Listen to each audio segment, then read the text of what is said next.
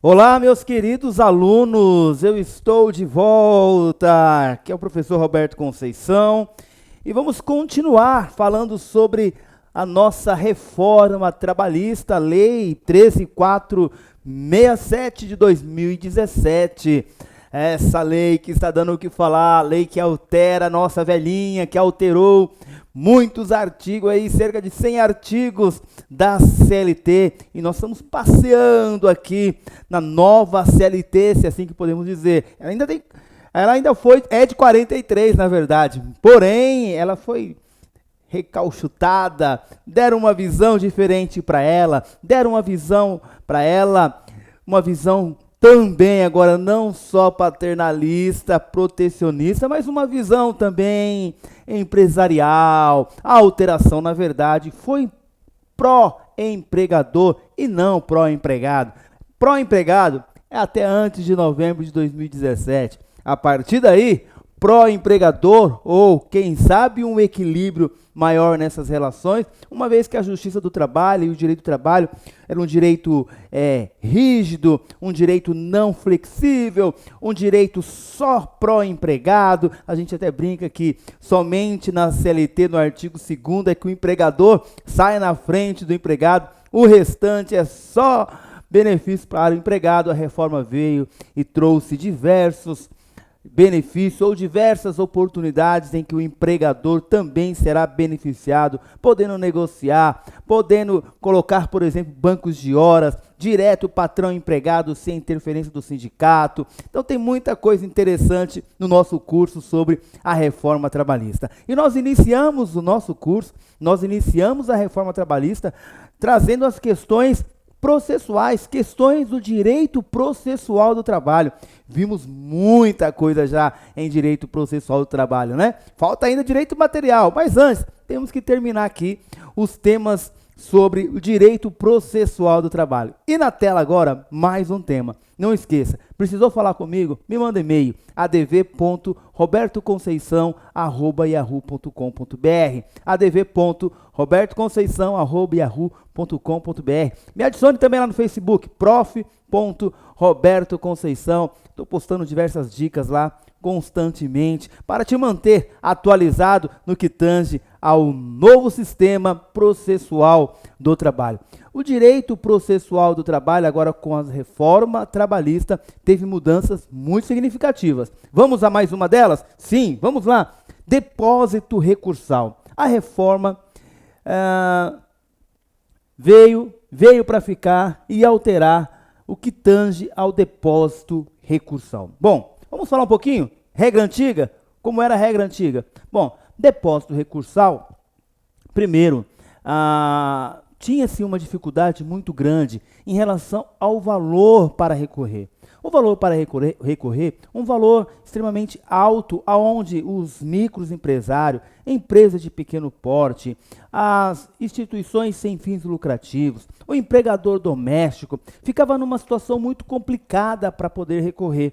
Então, muitas vezes, era mais fácil ele realizar um acordo, mesmo que de repente ele tivesse meio que uma certeza que poderia reverter aquela decisão no tribunal. Ele pesquisou, verificou junto ao seu advogado que poderia aquela decisão ser modificada, aquela decisão da vara poderia ser alterada nos tribunais. Mas para recorrer, era caro, era um valor realmente que a empresa não teria condições de bancar. Então, muitas vezes, ela acabaria por fazer um acordo, parcelando esse acordo por falta de condições financeiras para poder recorrer, uma vez que recorrer no processo do trabalho é caro, é oneroso para o empregador e muito mais ainda para o micro e pequeno empresário, para o empregador doméstico, para aquelas instituições sem fins lucrativos. E aí, esse era um grande problema. Fora esse problema, tínhamos outro problema também, a correção. Se fazia o depósito, mas a correção era a correção do FGTS, que daria cerca de 3% ao ano. O empregador recolhia o depósito numa conta vinculada do empregado na Caixa Econômica, através da Cefip, né? E esse valor ficava vinculado na Caixa Econômica, tendo a sua correção, índice de correção do FGTS. Isso daria cerca de 3% ao ano. Baixíssima essa correção, uma vez que a correção, os juros, né, para a dívida do empregador para esse empregado, ocorre, né, 1% ao mês. 1% ao mês.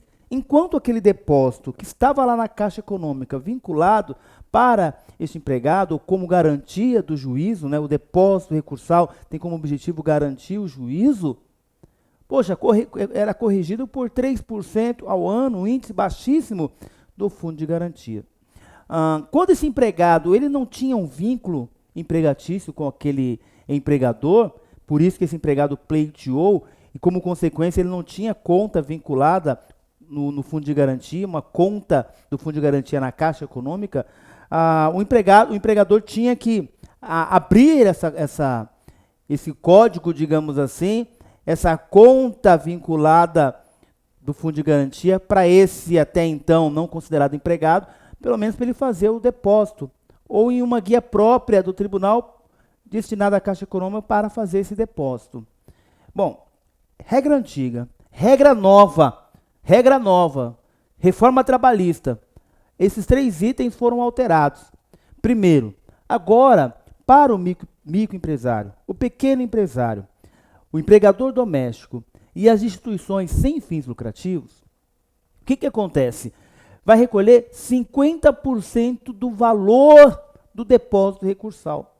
Então, se o depósito recursal para o recurso ordinário for de 10 mil, por exemplo, 9 mil e alguma coisa, o empregador, micro e pequeno empresário, empregador doméstico, instituição sem fins lucrativos, vai recolher apenas 50% deste valor.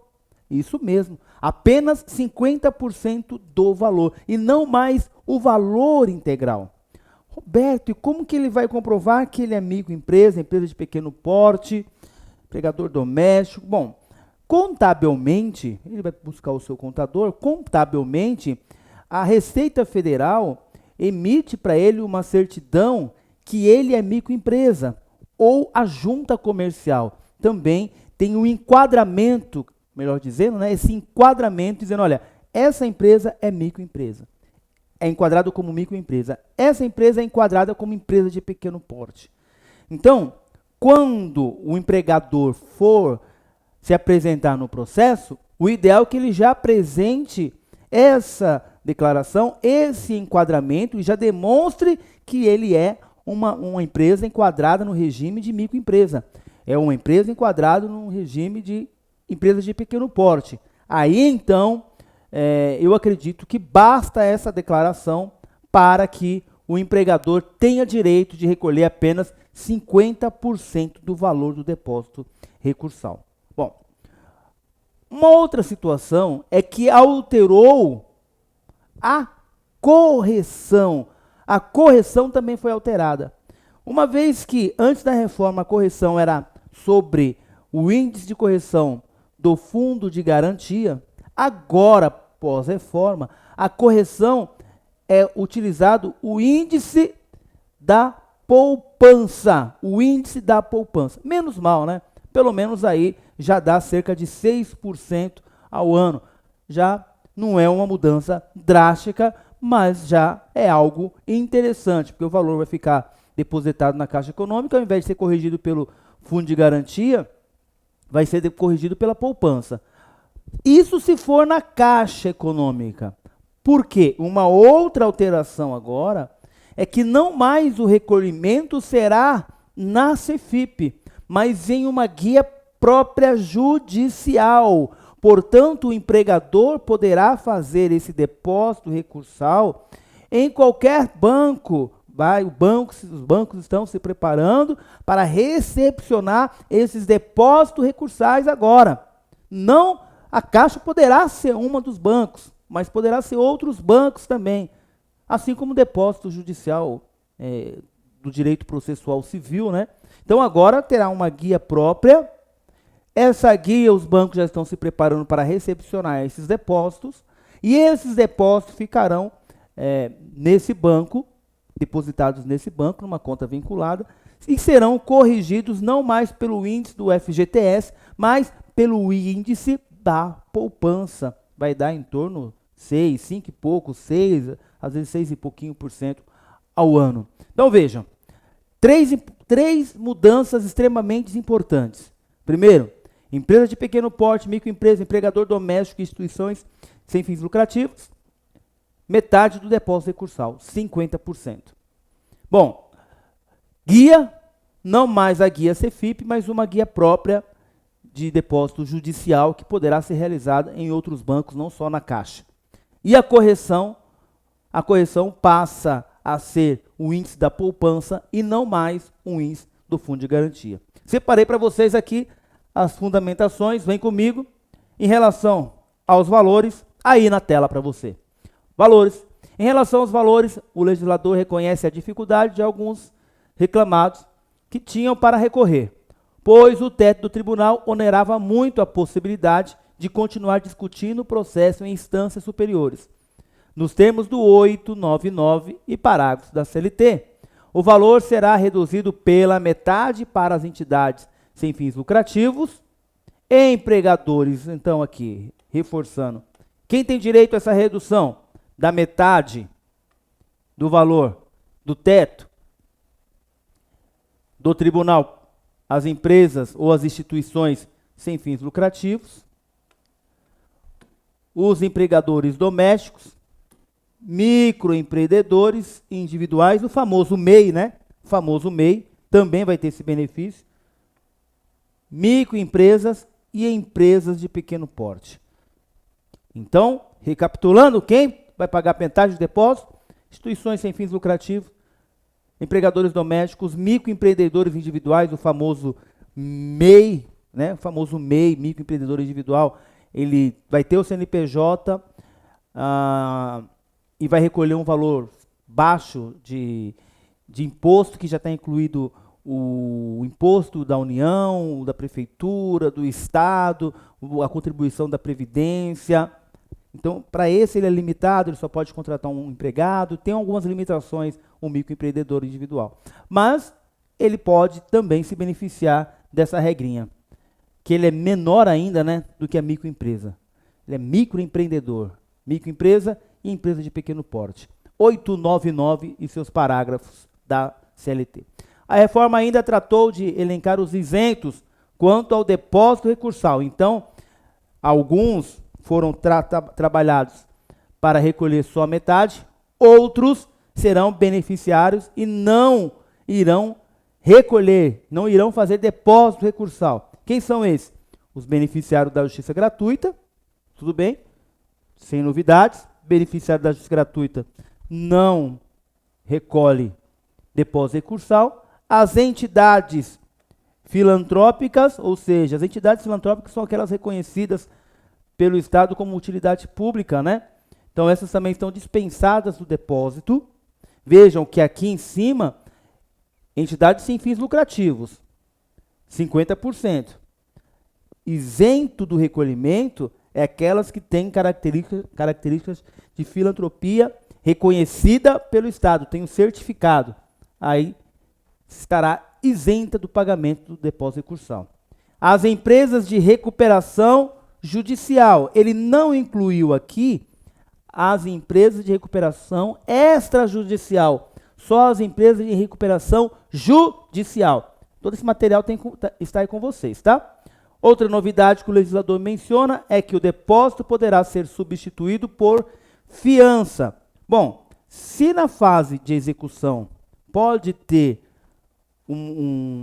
uma carta fiança ou seguro garantia judicial, é óbvio que também aqui, no que tange ao depósito recursal, também deveria abrir essa possibilidade que o depósito seja feito por carta fiança bancária ou seguro garantia judicial. Bom, segundo a gente acabou pesquisando, é muito difícil o empregador, a empresa conseguir, né, essa carta fiança bancária ou seguro garantia judicial. É muito burocrático, mas a lei trouxe essa possibilidade. Forma de recolhimento. O depósito recursal deixa de ser feito em conta vinculada do empregado e passa a ser feita em conta vinculada ao juízo. Portanto, os bancos devem se adaptarem à nova situação para recepcionar esses depósitos. Tem mais? E, para fechar aqui essa parte, correção dos valores. Outro grande questionamento era referente ao índice de correção sobre os depósitos, pois era utilizado o índice que se aplica à correção do FGTS. Uma correção extremamente baixa e bem inferior à correção do próprio processo, que é de 1% ao mês, né? A reforma altera o sistema de correção nos termos do 899, parágrafo 4º. O depósito recursal será feito em conta vinculada ao juízo, corrigido, como será a correção? Os mesmos índices da poupança. Portanto, deixa de ser o índice de correção fundo de garantia e passa a ser o índice de correção a poupança. Bom, essas foram as alterações no que tange ao depósito recursal. Fique comigo, nós vamos estudar mais alguns temas sobre a reforma trabalhista em direito processual do trabalho. Próximo tema, recurso de revista. Teve alteração no recurso de revista? Sim. Teve mais um requisito intrínseco no recurso de revista. Eu volto com ele já já no nosso próximo bloco. Vem comigo, Direito do Trabalho na veia e no coração. Tchau, tchau. Clica aí no próximo bloco. Só toma uma água e volta comigo aqui para a gente dar sequência no nosso estudo da Lei 13.467, a Lei da Reforma Trabalhista. Tchau, tchau.